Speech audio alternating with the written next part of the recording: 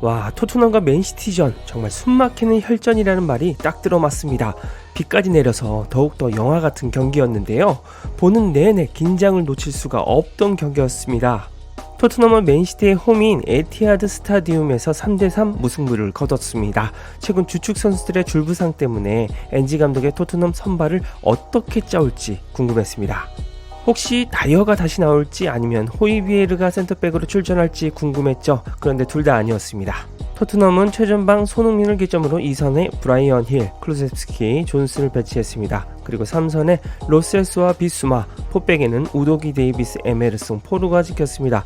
골키퍼 장갑은 비카리오였습니다. 토트넘에 맞서는 맨시티의 라인업은 그야말로 베스트였습니다. 펩 감독은 최정예 선발 라인업을 꺼냈는데요. 정말 데브라이너가 없던 게 토트넘에겐 다행일 정도였습니다. 최전방에 홀란드를 기점으로 2선에 포든, 알바레스, 실바, 도쿠가 나섰습니다. 3선에 로드리와 아칸지, 그리고 3백은 워커, 디아스, 그바리올이 지켰습니다. 골키퍼 장갑은 에데르송이 꼈습니다. 솔직히 개인적으로 선발 라인업을 보자마자 쉽지 않겠다는 생각이 들었습니다. 토트넘의 포백이 전부 윙백들이었기 때문이었는데요. 과연 괴물 홀란드를 막아낼 수 있을지 도저히 신뢰감이 들지 않았기 때문이죠. 하지만 이러한 생각은 6분 만에 손흥민이 깨버렸습니다.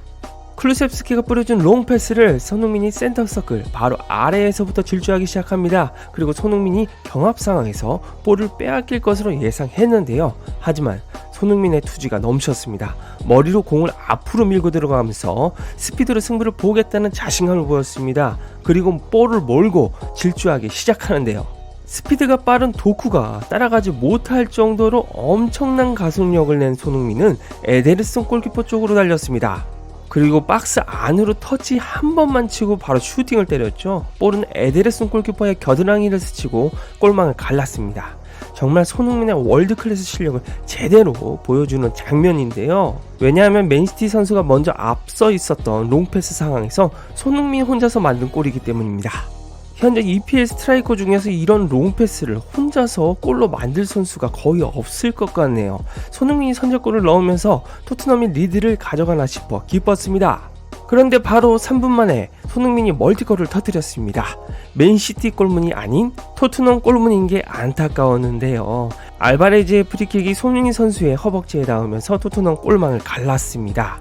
조금 아쉽긴 했지만 경기를 손흥민 혼자서 다 한 거나 마찬가지였습니다. 원점에서 다시 시작한다는 마인드로 경기를 하면 되니까요. 그런데 이번 경기에서 그래도 다행인 것은 맨시티의 초반 슈팅들이 정조준이 잘 안 되었다는 부분입니다. 일단 12분 컷백 패스를 받은 홀란드의 슈팅이 아예 바깥으로 나가버렸습니다. 평소에 홀란드라면 절대 실수를 안 할 텐데 토트넘에게 신의 운이 따랐죠. 그런데 이번 경기를 통해 브라이언 힐의 피지컬이나 판단력 문제가 심각하게 드러났습니다. 전반 27분 힐은 손을 들고 있는 손흥민에게 패스할 타이밍이 있었습니다. 텅텅 빈 공간에 손흥민 혼자 있었는데요. 그런데 저번 경기 호이비에르의 느린 타이밍의 패스처럼 힐이 한 번 더 치고 패스하는 바람에 기회는 날아갔습니다. 이 순간적인 판단 하나가 선수의 가치를 몇 배나 차이 나게 만듭니다. 결국 이런 나비 효과는 3분 뒤에 토트넘이 역전골을 먹는 복선이 됩니다. 훌리안 알바레스의 지능적인 대각선 침투 패스가 미쳤습니다. 포든에게 발만 가져다 대면 되는 움직임과 패스를 해줬는데요. 결국 순식간에 1대2로 토트넘이 역전당했습니다. 이 알바레즈가 진짜 잘하긴 잘하는 것 같아요. 맨시티는 왜 이렇게 영입을 잘하는 건지. 뒤이어 34분에는 알바레즈가 골대샷까지 먹이는 간단서늘한 장면을 연출하기도 했습니다. 이번 경기에서 확연한 차이를 보인 것은 맨시티의 압박 수준이었습니다. 거의 숨을 쉬기 힘들 정도로 토트넘을 압박했는데요.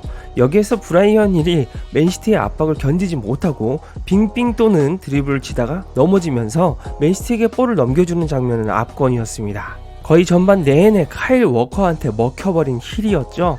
후반이 시작되자 엔지 감독은 바로 힐을 빼버리고 호이비에르를 투입합니다. 후반이 시작돼도 맨시티의 공격은 엄청났습니다. 실바의 중거리 슈팅을 가까스로 비카리오가 선방했죠. 손흥민은 이번 경기에서 거의 공격형 미드필더 역할까지 겸했습니다. 56분 역습 상황에서 드래그백 기술까지 선보이며 존슨에게 패스를 줬는데요. 근데 존슨이 잘하긴 하는데 얘가 골 욕심, 영웅 욕심이 좀 있습니다. 냅다 갈긴 슈팅이 맨시티 수비에 걸려버렸습니다. 패스를 해야지 존슨아. 68분 드디어 엔지 감독의 용병술이 성공했습니다. 로셀소를 공미로 올린 덕분에 동점골이 터졌는데요. 로셀소는 손흥민의 패스를 받아 좌측 하단에 낮고 빠른 가마차기 슈팅을 성공시켰습니다. 손흥민이 자책골 때문에 마음에 부담감이 있었을 텐데 이 도움으로 갚아냈습니다. 그러나 펩 감독이 루이스를 투입하자 또 경기는 맨시티 주도권으로 흘러갔습니다. 루이스의 컷백 패스가 로드리에게 정확하게 향했는데요. 이를 로드리가 공중으로 띄우면서 가까스로 실점을 회피했습니다. 이번 경기 맨시티가 3골이나 넣었지만 놓친 골들을 합하면 재앙이었을 겁니다. 그리고 이번 경기에 대참사를 일으킨 실수를 비스마가 저지르고 마는데요. 80분 비스마가 패스를 안하고 억지로 드리블을 하려다가 뺏깁니다. 그리고 홀란드가 그릴리시에게 컷백 패스를 연결하며 득점되었고 또 2대3으로 토트넘은 끌려가게 되었죠. 비스마 가끔가다 저런 쓸데없는 드립을 하다가 한 번씩 뺏기는데 고치자 제발. 경기는 거의 끝나가나 싶었습니다. 하지만 이번 시즌 극장골의 마스코트 클루세스키가 이를 냈는데요. 89분 브레넌 존슨이 올린 왼발 크로스를 클루세스키가 달려들어 헤딩으로 꽂아 넣으면서 승부를 다시 원점으로 만들었습니다. 이야, 클루세스키 정말 템포 끊어먹을 때는 아쉽지만 중요할 때 머리든 발이든 해결해주는 게 정말 미워할 수가 없는 녀석이네요. 결국 이렇게 3대3 무승부로 끝날 무렵 사고가 터졌습니다. 홀란드가 그릴리시에게 준 역습 패스에서 심판이 어드밴티지를 줄 것처럼 손짓했으나 패스를 받자마자 휘슬을 불었죠. 이에 맨시티 선수들이 심판을 둘러싸는 모습을 보여줬는데요. 항의를 하다가 홀란드는 경고를 먹었습니다. 그런데 이런 상황에서도 엔지 감독이 대단한 게 유망주 제이미 돈리를 존슨과 교체 투입하더라고요. 경기는 3대3 무승부로 끝났고 맨시티의 홀란드는 머리를 풀으며 분노를 표출했습니다. 아마 심판 판정에 대한 불만인 것 같습니다. 자, 다행히도 19년 만에 토트넘이 4연패하는 참사는 면했습니다. 신난 토트넘 현지 반응 살펴보시죠. 팀은 용감했고 끈질기며 결코 포기하지 않았다. 페어플레이 해라. 데이비스와 힐은 다시는 선발로 나서지 않기를 바라며 에메르송은 많은 비난을 받고 있지만 사람들은 그가 센터백이 아니라는 것을 기억해야 해. 우승보다 좋은 결과라 정말 다행이야. 아스날 팬들은 이 드라마를 더 축하하고 있다.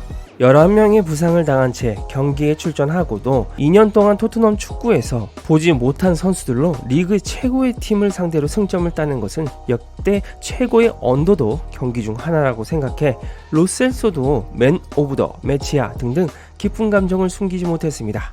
손흥민은 품목 기준 평점 7.7점을 받았습니다. 슈팅은 1개 기록했는데 그게 득점이 되었고요. 기회 창출 2회, 터치 29회, 드리블 성공 100%, 공격 지역 패스 2회, 긴 패스 100%, 지상볼 경합, 공중볼 경합 모두 100%를 기록했습니다.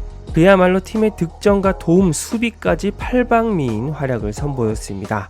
비수마가 실수만 안 했다면 충분히 맨시티를 잡을 뻔한 극장 경기였네요. 이제 연패는 멈췄고 다음 경기부터 로메로가 돌아옵니다. 드디어 토트넘 이제부터 연승 가자. 이상 축구용이었습니다.